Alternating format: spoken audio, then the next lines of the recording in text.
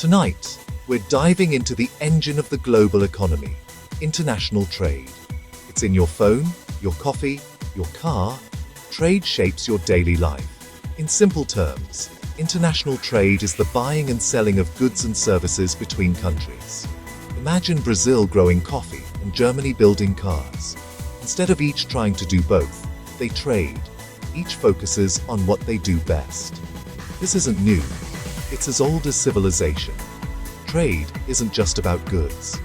When you call customer service in the Philippines or hire an Indian software firm, that's trade in services. Tourism, outsourcing, and global supply chains, all are part of this vast network. Why does it matter? Because it affects the price of your food, the gadgets you buy, and the jobs in your community. Trade shapes nations, creates wealth, and lifts millions out of poverty. But it's also a source of debate and controversy. Tonight, we'll cut through the noise and get to the facts. We'll see how trade connects us all. We'll ask, what works? What doesn't? The debate on trade starts now. Let's get to the heart of the matter. Why not just make everything at home? Why rely on others? The idea of self-sufficiency sounds strong, but the reality is different. No country has all the resources it needs. Geography decides that. Saudi Arabia has oil but little farmland. Japan has tech but few raw materials. Canada has forests but a short growing season. Trying to make everything yourself is inefficient and costly. Imagine Iceland growing bananas in greenhouses. Possible, but bananas would cost a fortune. Meanwhile, Ecuador grows bananas cheaply and efficiently. It makes sense for Iceland to trade fish or aluminum for Ecuador's bananas. This is the logic of trade. Specialize in what you do best. Trade for the rest.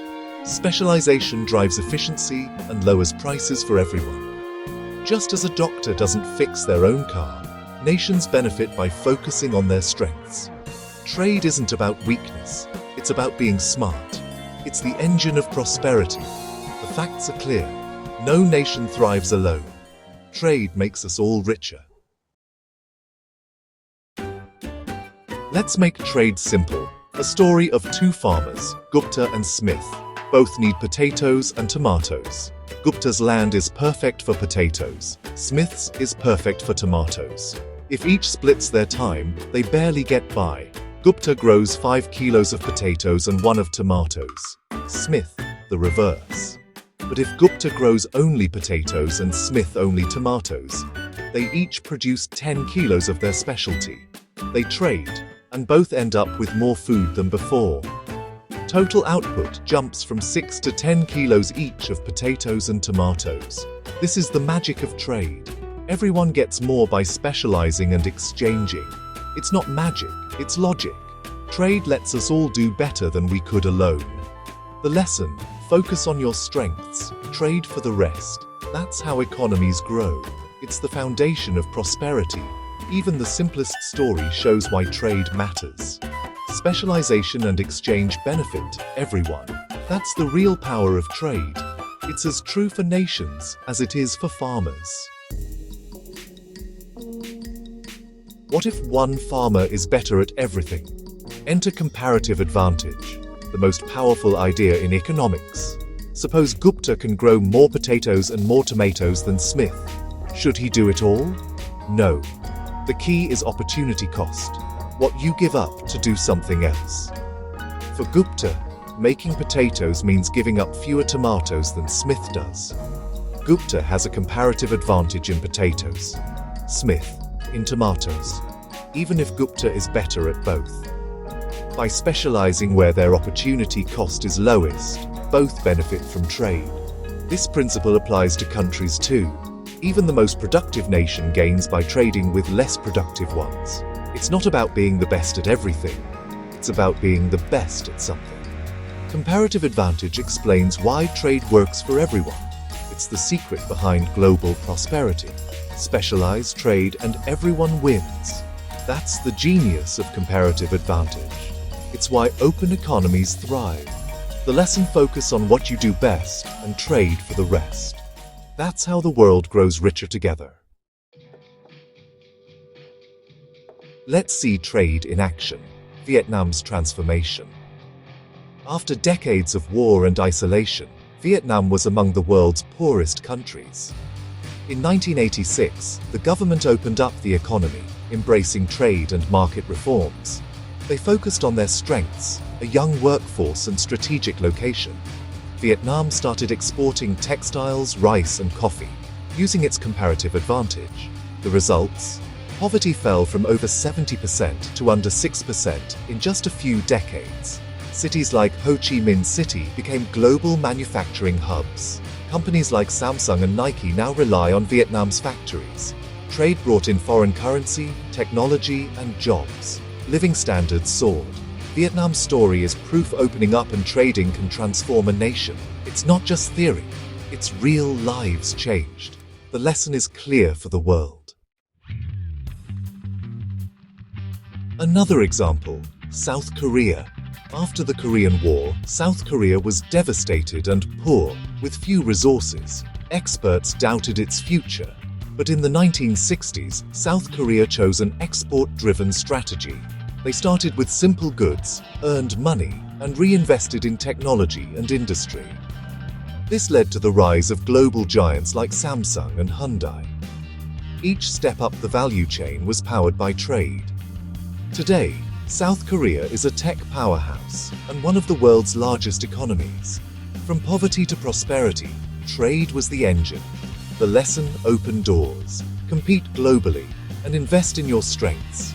South Korea's rise is proof that trade drives development. It's not just about selling goods, it's about building a future. Trade turned a war-torn nation into a global leader. That's the power of international trade.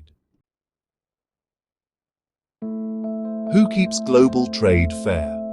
Enter the World Trade Organization, the WTO. The WTO sets the rules for international trade, making it predictable and transparent. Its core principle: non-discrimination. If you give a trade deal to one, you give it to all. The WTO encourages countries to lower tariffs and resolve disputes peacefully.